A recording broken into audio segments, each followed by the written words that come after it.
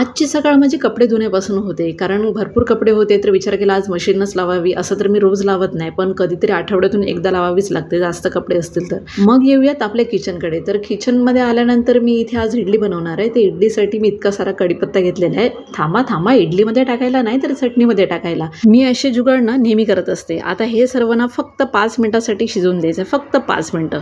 मग त्यानंतर इथे इडलीची तयारी करूया. तर इडलीसाठी बघा बॅटर छान फ्लफी झालं ना, आणि पटापटा ते इडल्या करून घेऊया आणि गरमागरम खाऊया. गरमागरम खायला तर मजाच येते. मी एका साईडला इथे 5 मिनिटं परतून झालं होतं जिन्नस ते सर्व, आणि मग बाजूला ठेवून दिलेलं. थंड झाल्यावर ते मिक्सरला लावून घ्यायचं. आणि मग त्यानंतर इथे इडल्या झाल्या होत्या, तर मी इडल्या काढून घेते आणि छान फ्लफी झाल्या होत्या मस्त. आणि ह्यावेळेस ना फक्त तांदळाच्या बनवलं होते मी, नाही तर नेहमी नाचणी वगैरे ॲड करते, चणे वगैरे ॲड करते, पण ह्यावेळेस तसं बनवलं. आणि इथे मस्त आमची चटणी पण तयार झालेली आहे. तर बघा चटणीमध्ये वरून तडका मारला आणि छान वाटते एकदम ही खायला चटणी. तर चला मग आता बघूया टेस्ट करून. आणि मी टेस्ट करता करता ना इतकं मला ते चटणीचा स्वाद आवडला ना, की मी ते खातच होते. शैलेश विचारत होता अगं मला पण दे. मग त्यानंतर इथे शैलेशचा टिफिन भरला. चला तर मग भेटूया पुढच्या ब्लॉगमध्ये. तोपर्यंत बाय बाय.